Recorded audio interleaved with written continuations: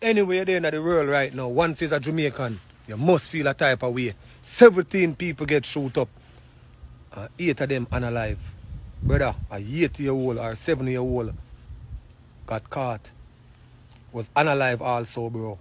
Jamaica is so small on the map, bro. You can't hardly recognize Jamaica on the world map. Jamaica is a dot on the map. And per capita, bro, we have so many churches. And you want to tell me, say, that's how we become heartless against each other? Bro, me not tell no lie, bro. Me don't know we are grow up on this gun, this bad man culture. We don't make no sense, bro. The youth them want to prove who are the better man. Brother, let me tell you something. Once you now be a family man and stand up to your responsibilities, you're not a gangster. Because if you don't take up this badness, bro, it's either jail or dead house you go. Right now, this morning, I cut up, bro, as a Jamaican. You understand? You see, all this morning, every citizen should wear black. If you make them like a criminal boy, them like a idiot, yeah, no say them not have no place in our land, in our sweet Jamaica, bro. You understand? Somehow know enable us to, you know. Because we have this informer culture we know talk about. We are them a boy, them a informer, because them when police will them and start pressure them bust like pipe. You understand? Them start leak, them start say a bag of thing. You get what me I say? So we need to cut out them little culture there, bro. Somehow know enable us, somehow know throw up blooded clothes. You have somehow know woman who know careless. Because somehow know say some man who know sleep with. Them a go road, go kill people, innocent people too. And you know, blood the on the show like a God no like ugly. You understand? And that's why somehow you end up get abused. Somehow you talk about a bad man you don't want. Brother, right now we make me grieve, bro. First me I make a video and feel them type of way there, bro. When gunman and criminal get unalive and run go black road. Right now this morning everybody will have a big platform.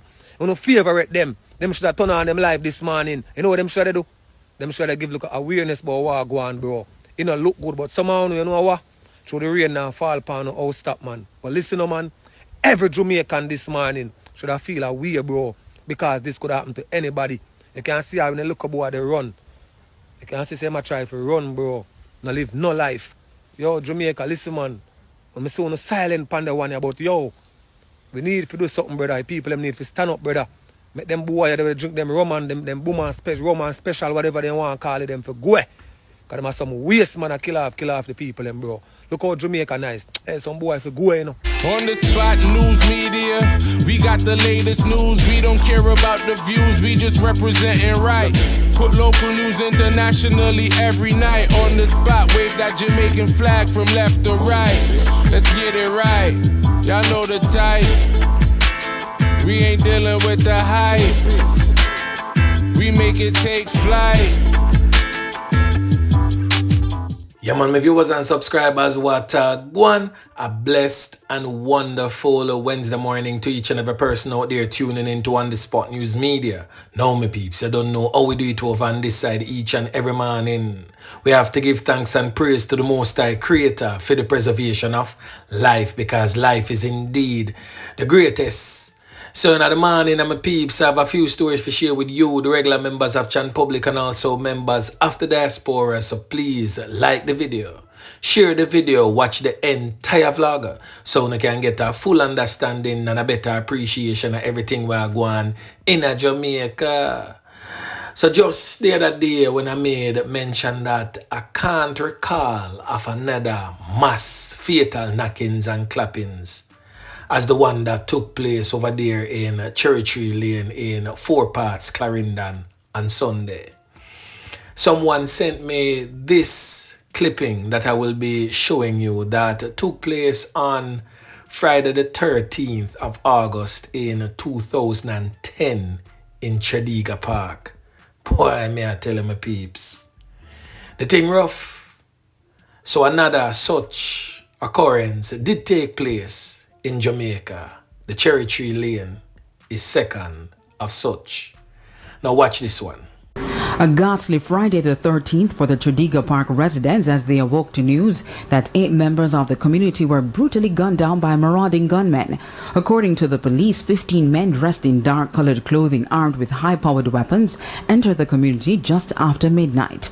The gunmen entered the house of 43-year-old Hopelin Dennis, where they opened fire, killing her and 3 of her 5 children, 23-year-old Netsifia, 16-year-old Joey, and 11-year-old Angel. Miss Dennis's 13-year-old son was hospitalized after he was shot and injured. Her 1-year-old daughter is now safe with relatives. We were told that Miss Dennis, in a last heroic act, pushed the baby under the bed to avoid the hail of bullets. The perpetrators then proceeded to another house where they opened fire, killing 60-year-old Eldon Farin Sr., otherwise called Daddy, his 38-year-old son Eldon Jr., otherwise called Fidel, and his 22-year-old grandson Gary Stewart, who was also called Lando, as well as 26-year-old Orrit Miller, who was visiting the family. The gunman then robbed this house and torched it.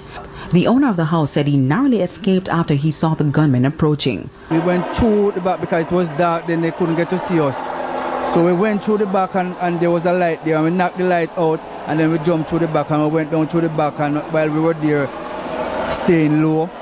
A senior citizen explained that he was forced to hide under the bed as gunmen opened fire on his house. So now, my peeps, whilst on a tour of the community, Prime Minister Andrew Holness made a statement. I'm playing all of these for you, not to just play what the Prime Minister is saying, but as the head of our nation, these things must be heard by you, the regular members of Chan Public, so we can use these very same words of his in the future to hold him accountable for the promises made. Now we're going to hear from Prime Minister Andrew Holness. Then we're going to hear from the SSP in charge of the Clarendon Police Division. Then we'll be hearing from Defense Attorney, King's Counsel, Peter Champagny, as he too also weighed in on the massacre in Cherry Tree Lane. The defense attorney, Peter Champagny, is stating that certain legislation should be made in place to make the death penalty attainable, which definitely makes sense. But anyway, listen. I want the criminals who are involved in this to take my words very seriously. I am personally looking on all areas of the organization to ensure that all the resources necessary from the state, whether it is the financing, whether it is the international cooperation, whether it is the legislative support, will be made available to the security forces to pursue this relentlessly. They must either meet a judge or meet their maker, whichever they choose. Very good, Sarge, and your team. You know, we're going to be depending on you for the support in this area. One resident said to me that she is afraid. The other resident, who is the mother of the young lady who died, she was very effusive in her compliments to the police. ACP, she mentioned that there were regular patrols in place. I heard clearly. Even before the incident occurred. Every night. But it is clear that the gangsters obviously studied your rhythm and figured out where there was an opportunity, and they took it. So I'm certain that from an operational perspective, all of that will be dealt with, but the residents do need your reassurance. Right now, they need to see you as their protectors. In the past, you know, we have allowed this business of gangs to be seen as the protectors of communities. And that must be totally destroyed. It is the police and the state that must protect every citizen, not criminals. And I think this is a perfect opportunity for citizens to feel that the state can protect them. So in your actions, in your posture, and in the strategic deployments, you must bear in mind that it is important to give the assurance to the citizens that you are here to protect them. And it is the building of that bond between security forces and the citizens that any space that existed that separated or differentiated the state and its citizens, which left that gap for criminals to exploit. I think we must take this opportunity now to close that space and ensure that the citizen and the police are at one, and there is no space for criminals. Very important, because I'm certain that as I'm standing here going through the community talking to people, there are people who I'm not seeing, who are not hearing this message, but who are thinking about retaliation. And if we allow that to happen, the citizens taking retaliation, then we end up in a spiral. So we must prevent retaliation, right? So even the people who are victims, we have to engage them, we have to give them support, and we have to dissuade them from this idea of retaliation on their own. It is the police that should have the monopoly on the use of force, and use that force judiciously. So it's more than the regular policing operations. We're going to approach it from a multifaceted way, in which we will deal with the victims, we'll give the victims support, we will use intelligence, as you know, to determine what are the next steps that we will take and who we should target. But we will also be dealing with the community policing and community relations. So you are an important part of all elements of the strategy, particularly in the reassurance the residents feel that they are safe, and secondly, the residents feel that the police will take action to get at the criminals to reduce the threat of reprisals. So we are depending on you. Shane McCullough, commanding officer for the Clarendon division. We have had a very tragic incident that has left the community of Cherry Lane and the entire Clarendon division shaken to its core. I want to reassure the citizens and the victims of this heinous act that the police stand ready, and we have deployed all resources at our disposal in seeking and bringing to justice the culprits who carried out this inhumane act. We have visited all the victims of crime. We have initiated from an intervention standpoint our community and safety and security personnel, along with our chaplaincy, who is providing psychosocial support for those persons. Our other stakeholders and partners, such as the victim support and other agencies, are also on board, and they have been in the community as of yesterday. Today, they will be revisiting the community, where they will continue that type of social intervention response to this act. We have to think about how we also engage the social intervention component, and we are ensuring that that is dealt with just as aggressively as how we deal with the operational response and the investigative workup around this incident. We have launched, as of yesterday, as was already communicated, a 96-hour curfew in the affected areas, and the curfew extends its boundaries to the areas of Yorktown, the Cherry Tree Lane, and Western Park, and other environs. This is in an effort to ensure that we mitigate acts of reprisal and counter-reprisal. One important thing as we carry out our social intervention, the operational response, and our investigative workup is for the public to understand and know that in support of what we're doing, we require all the information and the wider collaborative effort from the community of Clarendon to provide information, no matter how simple you think it might be. It is important for us to get the information, because that will assist us in furthering investigations, enhancing the operational response, allowing it to be more targeted, and to ensure that we bring these persons to justice. And if persons want to remain anonymous, There are tip lines that you can call. Nobody will know. You will have to give no name. You don't have to say anything more than provide the requisite information.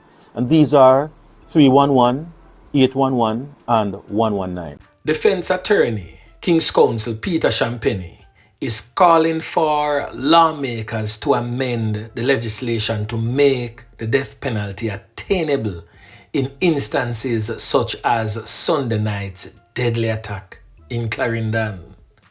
17 people get caught up, 8 lose their life.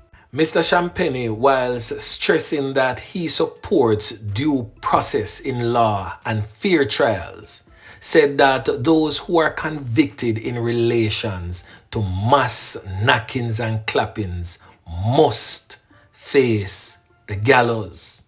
So basically, my peeps, even though the death penalty is still on Jamaica's law books, Mr. Champagny is stating that it is difficult to attain that, and the difficulty in having it being applied.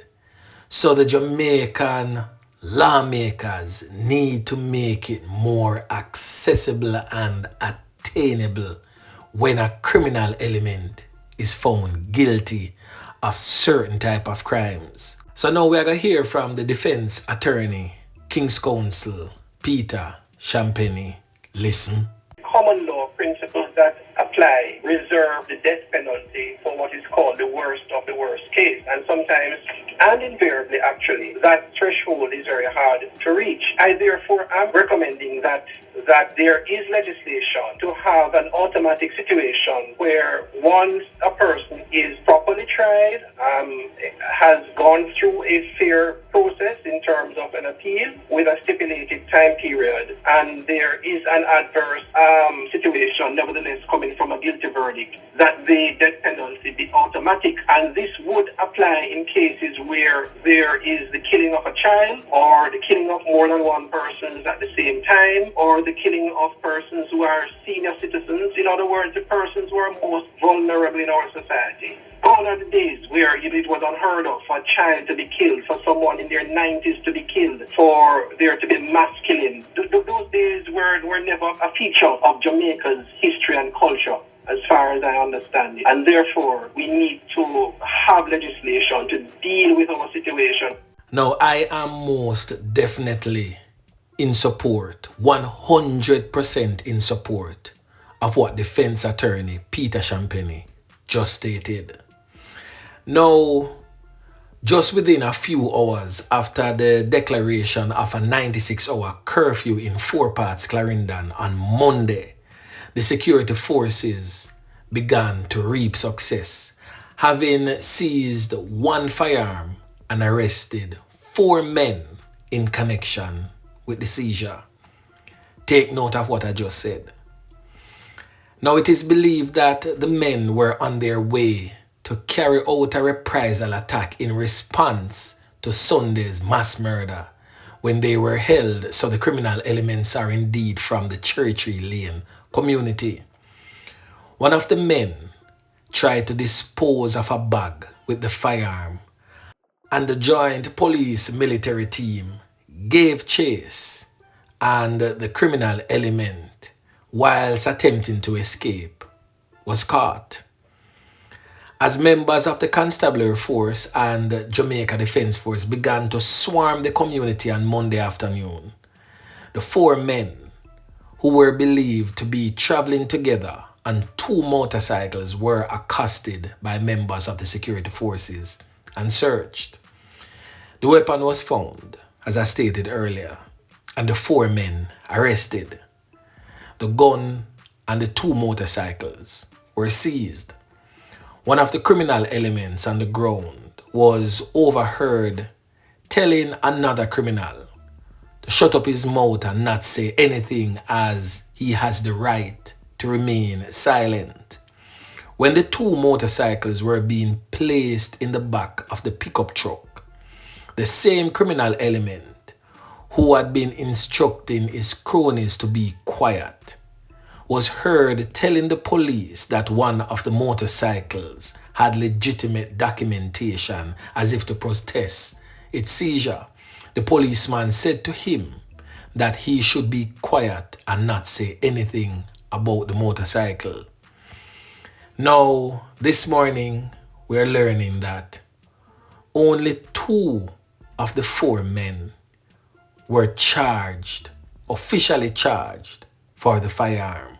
Now, the 2 men have since been identified as 24-year-old Devontae Jackson, said to be a construction worker off Cherry Tree Lane, and 22-year-old Rick Edwards, said to be a farmer from Lawson Boulevard in 4 Parts.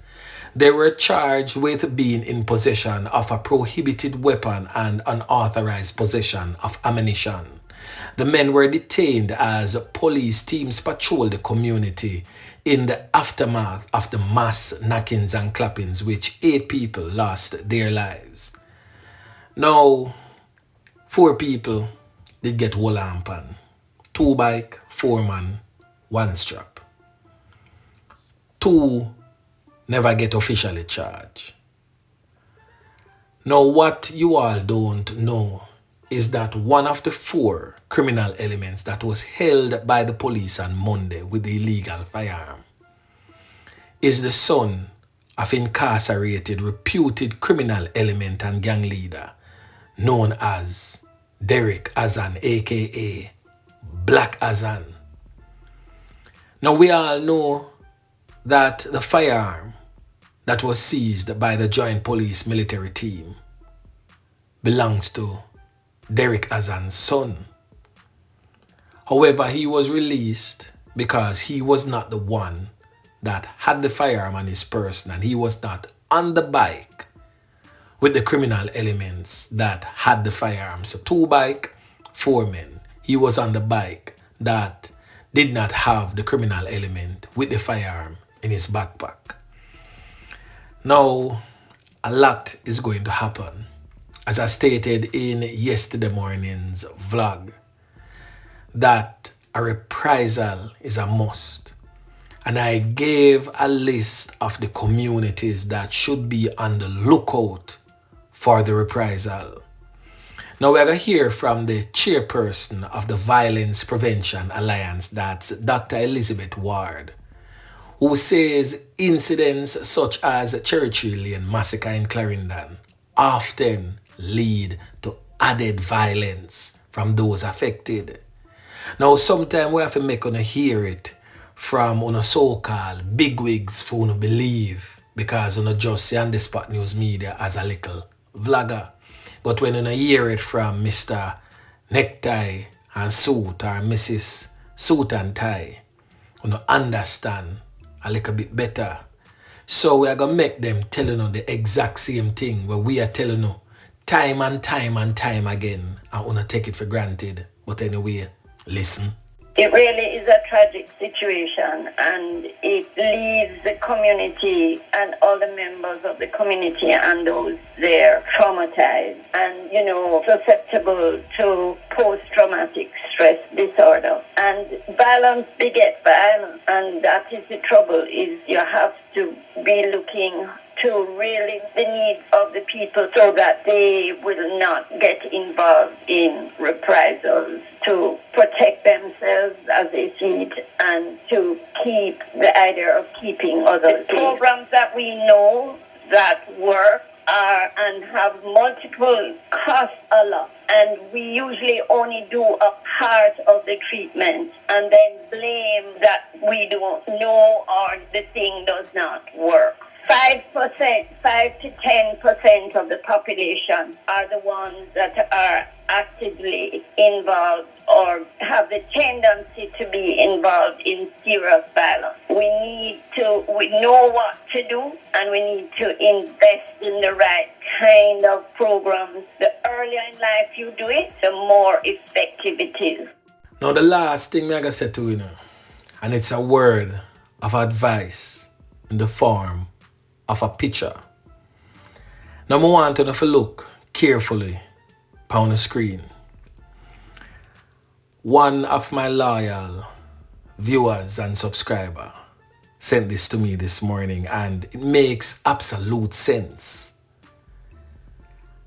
Now on your screen is the picture.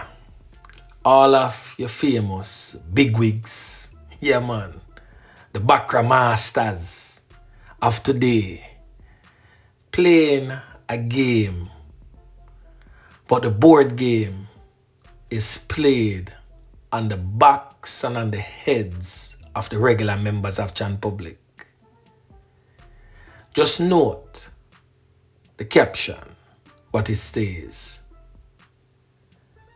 If the people stand, the game is over.